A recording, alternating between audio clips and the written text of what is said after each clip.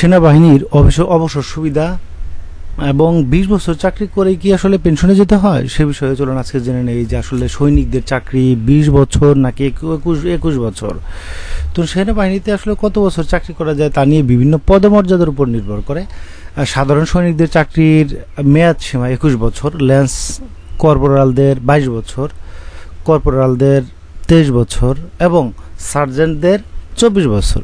JCO বা junior commission কর্মকর্তাদের ক্ষেত্রে ওয়ারেন্ট অফিসারদের চাকরির মেয়াদ ২৭ বছর, সিনিয়র ওয়ারেন্ট অফিসারদের ২৯ বছর এবং মাস্টার ওয়ারেন্ট অফিসারদের ৩৩ বছর চাকরি করে থাকে এরা। তবে সক্রিয় দায়িত্ব বা অ্যাক্টিভ ডিউটি চাকরির মেয়াদ সাধারণত ২ থেকে ৬ বছর পর্যন্ত এদিক সেদিক হতে পারে।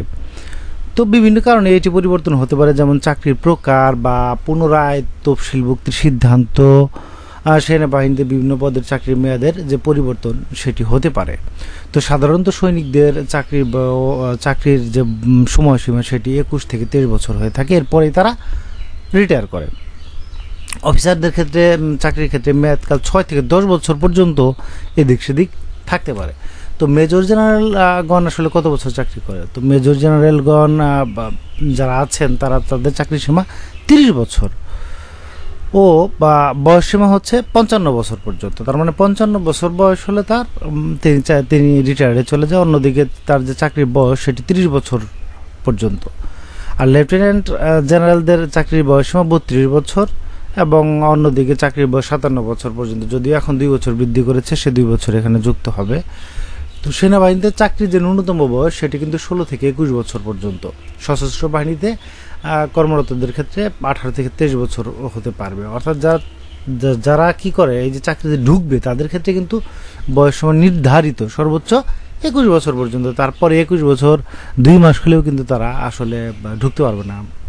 এখন এই যে সৈনিক যারা আছে এরা কিন্তু ২০-২২ বছর চাকরি করতে পারেন। যদিও র্যাঙ্ক পান তাহলে চাকরি বাড়বে, র্যাঙ্ক পাওয়ার উপরে আসলে নির্ভর করে। সৈনিককে ২৩ বছরে ভর্তির পর আপনার র্যাঙ্ক অনুযায়ী আসলে চাকরির বয়স নির্ধারিত হবে। আর মিশনের বিষয়টা শিওর কেউ বলতে পারবে না। কোর এবং মিশনের ভ্যাকান্সি এর সাথে জড়িত থাকে। তো এই যে পেনশন বিধিমালা, মিলিটারি পেনশন ১৯৮১ পিডিএফের যে লিঙ্ক সেটা আমি ভিডিও ডেসক্রিপশনে লিঙ্ক দিয়ে দেবো, সেখান থেকে চাইলে আপনি ডাউনলোড করে নিতে পারবেন। এই চাকরির বয়সসীমা পরবর্তীতে আমরা জানি যে ২০১১ না ১৩ সালের দিকে এটি কী করা হয়েছে, এটি কিন্তু ৫৭ থেকে ৫৯ করা হয়েছে। সেক্ষেত্রে এখানে একটু পরিবর্তন হয়। সে চার্টটিও আমি ভিডিও ডেসক্রিপশনে যে লিঙ্ক দিয়েছি সেখান থেকে চাইলে জেনে নিতে পারবেন। তো সর্বোচ্চ পর্যায়ে চাকরি সীমা আসলে ৩২ থেকে ৩৩ বছর সেনাবাহিনীর ক্ষেত্রে। অন্যদিকে সেনাপ্রধান যে আছে তার চাকরির বয়সসীমা আসলে নির্ধারণ করে সরকার এবং সরকারের সিদ্ধান্ত অনুযায়ী তার চাকরির বয়সসীমা আসলে প্রযোজ্য হয়। এখানে ন্যূনতম এবং সর্বোচ্চ যে সীমা সে সম্পর্কে মূলত আলোচনা করা হলো।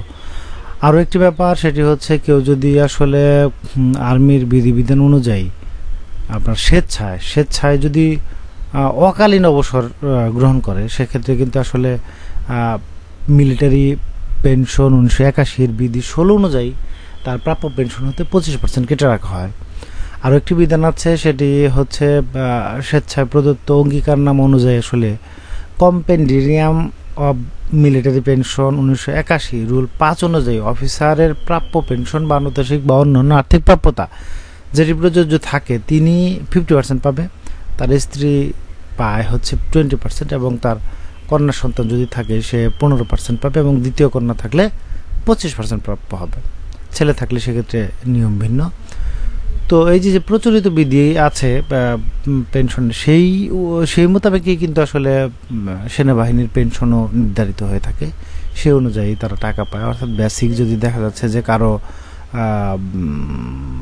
১৬,০০০ হয়, সে দেখা যাচ্ছে ১৬ লাখ থেকে ১৭ লাখ টাকার মতো এককালীন পায়। আর পেনশনের যে বাকি নিয়ম সেগুলো একই থাকে। তারপরেও যদি আপনার এই ব্যাপারে কোনো প্রশ্ন থাকে আপনি ভিডিওর ডেসক্রিপশনে লিঙ্ক থেকে জেনে নেবেন অথবা ভিডিওর কমেন্ট সেকশনে কমেন্ট করুন, উত্তর দেওয়ার চেষ্টা করব।